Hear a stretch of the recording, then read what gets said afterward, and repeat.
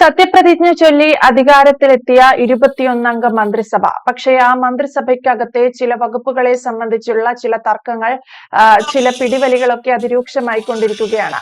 Fisheries വകുപ്പിനെ സംബന്ധിച്ചിടത്തോളം പോലും ഒരു ധാരണയിലെത്താൻ സാധിച്ചിട്ടില്ല. ലത്തീൻ കത്തോലിക്ക സഭ അതിനുവേണ്ടി ഒരു വാദം നടത്തുന്നു. വിട്ടുതരില്ല എന്ന ഉറച്ച മറ്റൊരു വാദമാണ് മുസ്ലിം ലീഗ് ഉന്നയിക്കുന്നത്. യഥാർത്ഥത്തിൽ ഈ പ്രശ്നം കോൺഗ്രസ് എങ്ങനെ പരിഹരിക്കാനാണ് സാധ്യത? മന്ത്രിസഭ അല്ലെങ്കിൽ വകുപ്പ് വിഭജനത്തെ ചൊല്ലിയുള്ള തർക്കം കോൺഗ്രസിനകത്ത് രൂക്ഷമാവുകയല്ലേ? ഇത് മുഖ്യമന്ത്രി ആവാൻ ഒരു തിരക്ക് നമ്മൾ കണ്ടു. അതിനൊരു പിടിവലി നടത്തി പലതരം മൽപിടുത്തങ്ങളൊക്കെ ചെയ്ത് അവസാനം മുഖ്യമന്ത്രി തീരുമാനമായി.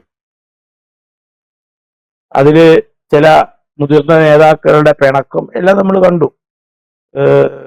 എന്നിട്ടും 10, 12, 13 ദിവസമായി ആ മുഖ്യമന്ത്രിയുടെ അനൗൺസ്മെന്റ് വന്നു. അത് കഴിഞ്ഞ് ആരൊക്കെ ആവണം, അതിലും മുഴുവൻ തർക്കങ്ങൾ ഇപ്പോഴും കഴിഞ്ഞിട്ടൊന്നുമില്ല. പക്ഷെ കുറെ മന്ത്രിമാരെയൊക്കെ ഇപ്പൊ തെരഞ്ഞെടുത്ത് 21 പേരെ എന്നുള്ള സത്യപ്രതിജ്ഞ ചെയ്തു എന്നുള്ള സത്യ. പക്ഷെ ഈ വകുപ്പുകള് ഇനിയും പൂർണ്ണമായിട്ട് തീരുമാനമായിട്ടില്ല. അതാണ് പ്രശ്നം. അപ്പൊ ഈ വകുപ്പുകള് പൂർണ്ണമായിട്ട് ഇനിയും ആവാത്തതില് ഒരു കാര്യം മനസ്സിലാക്കണം. ഇവിടെ ശരിയായ ഭരണം നടക്കണം. അതായത് ഒരു വകുപ്പ് ഒരാളെ ഏൽപ്പിക്കുമ്പോൾ ആ വകുപ്പ് മായിട്ട് എന്തെങ്കിലും പരിചയങ്ങളോ എക്സ്പീരിയൻസോ ഉള്ള വ്യക്തി ആയിരിക്കണം ആ വകുപ്പ് ഏറ്റെടുക്കേണ്ടത്. ആ വകുപ്പിനെ കുറിച്ച് ഒന്നും അറിയാതെ ഒരു വ്യക്തിയെ പിടിച്ചിട്ട് അത് ഏൽപ്പിക്കുന്നത് തന്നെ വലിയ തെറ്റാണ്. ഇത്തരം കാര്യങ്ങളൊക്കെ വളരെ രഹസ്യമായിട്ട് ചർച്ച ചെയ്ത് തീരുമാനമെടുത്ത നിന്റെ വകുപ്പ് എന്ന് പറഞ്ഞു കൊടുത്താൽ അത് വാങ്ങുക മാത്രമേ ആ മിനിസ്റ്ററുടെ ചുമതല പാടുള്ളൂ. അല്ലാതെ എനിക്ക് ഈ വകുപ്പ് വേണ്ട, എനിക്ക് ആ വകുപ്പ് മതി, എനിക്ക് ഈ വകുപ്പ് വേണം എന്നൊക്കെ പറയുന്നതിന്റെ ഉദ്ദേശം തന്നെ കൈയിട്ട് വാരൽ എന്നല്ലാതെ നമുക്ക് വേറെ ഒന്നും ഊഹിക്കാൻ കഴിയില്ല. ഇവിടെ എല്ലാവരും മനസ്സിലാക്കുക, ഏറ്റവും നല്ല വകുപ്പ് ഏതാണെന്നാണ് ഇവരുടെയൊക്കെ വിചാരം. ചിലർ പറയും ധനകാര്യം എന്ന് പറയും, ചിലർ പറയും ആഭ്യന്തരം എന്നൊക്കെ പറയും. പക്ഷെ ശരിക്ക് ഏറ്റവും നല്ല വകുപ്പ് എന്ന് പറയുന്നത് ഈ മൊത്തം വകുപ്പുകൾ എടുത്താൽ, അതായത് ധനകാര്യം, ആരോഗ്യ, റവന്യൂ ഒക്കെ ഉണ്ട്. അതൊക്കെ സ്ഥിരം റൂട്ടീൻ കാര്യങ്ങളാണ്. അപ്പോ ഈ വകുപ്പുകൾക്ക് വേണ്ടിയുള്ള ഈ വടംവലി കൊണ്ട് സാമാന്യ ജനത്തിന് മനസ്സിലാവാത്തതൊന്നുമല്ല, കൈയിട്ട് വാരാൻ തന്നെയാണ് പരിപാടി എന്ന് നമുക്ക് ഊഹിക്കാവുന്നത് തന്നെയാണ്.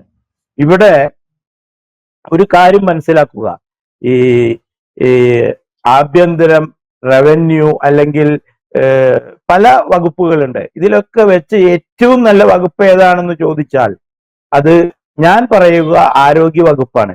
കാരണം ഈ ആരോഗ്യ വകുപ്പ് എന്ന് പറയുന്നത് എല്ലാ വകുപ്പുകളുമായി ബന്ധപ്പെട്ട് നിൽക്കുന്ന ഒരു സംഭവമാണ്.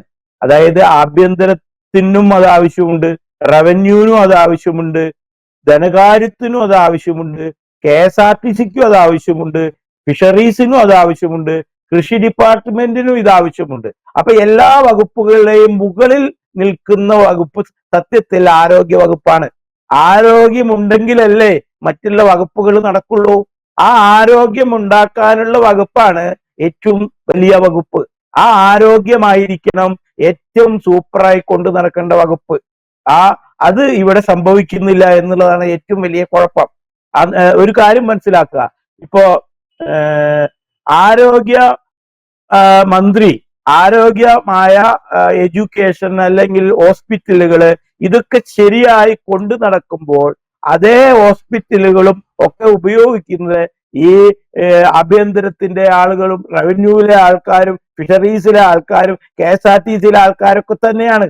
അപ്പോ ഇവിടെ ഏറ്റവും കാര്യമായിട്ട് ഒരു മന്ത്രിസഭ നോക്കേണ്ടത് ഈ ആരോഗ്യ വകുപ്പിനെയാണ്. ഈ ആരോഗ്യ വകുപ്പ് വളരെ സിസ്റ്റമാറ്റിക് ആയിട്ട് പോകാനുള്ള എല്ലാ സംവിധാനങ്ങളും വേണം. ഇവിടെ കൃഷി മന്ത്രി ഞാൻ കേട്ടു, കൃഷി വകുപ്പ് എടുക്കാൻ ആർക്കും താല്പര്യമില്ല. പക്ഷെ എൻ്റെ ഒരു അഭിപ്രായം പറയാണ്, കേരളത്തിനെ സംബന്ധിച്ചിടത്തോളം കൃഷി വകുപ്പ് തന്നെ ഒരു മന്ത്രി വെക്കേണ്ട കാര്യമില്ല. അത് വേണമെങ്കിൽ കൃഷിയും ഫിഷറീസും ഒക്കെ കൂടിയിട്ട് ഒരു മന്ത്രി മതി. കാരണം കേരളത്തിലെ കൃഷി വകുപ്പിന് ഒരു മാസത്തെ ചെലവ് ആൾമോസ്റ്റ് 800 കോടിയാണെന്നാണ് ഈ മനസ്സിലാക്കിയിരിക്കുന്നത്. അതിന്റെ സാലറിയും പെൻഷനും മറ്റു കാര്യങ്ങളൊക്കെ ആയിട്ട്.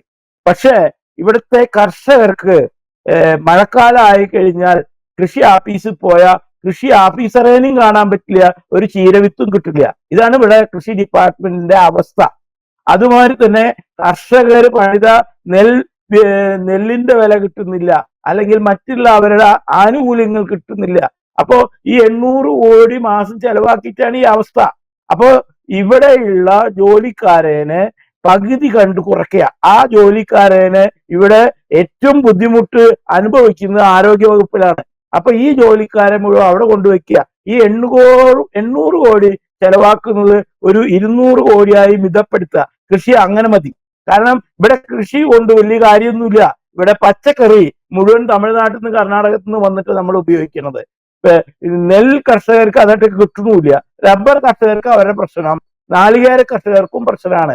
അപ്പൊ ഈ കൃഷിയിൽ നിർത്താനൊന്നും വേണ്ട, അതൊന്ന് മിതപ്പെടുത്തിയിട്ട് ഒരു 200 കോടിയിലേക്ക് മാറ്റിയിട്ട് ഈ 600 കോടി 500 കോടി ആരോഗ്യത്തിൽ കൊണ്ടുപോയി ചെലവാക്കണം. അപ്പോൾ ഇവിടുത്തെ ജില്ലാ ആസ്പത്രികളും മെഡിക്കൽ കോളേജുകളും ഒക്കെ ഒന്നും കൂടി ഡെവലപ്പ് ആവും. അവിടെ ഒരുപാട് ജോലിക്കാരുടെ ആവശ്യമുണ്ട്. പഠിപ്പിക്കാനുള്ള ഡോക്ടർമാർ 3000-4000 ഷോർട്ടേജാ. പിന്നെ എങ്ങനെ അവിടെ പഠനം നടക്കണമെന്ന് ചോദിച്ചാൽ താൽക്കാലികമായി MBBS കഴിഞ്ഞ കുട്ടികളെ കൊണ്ട് 3 മാസം പോസ്റ്റ് ചെയ്തിട്ട് ക്ലാസ് എടുപ്പിക്കുകയാണ്.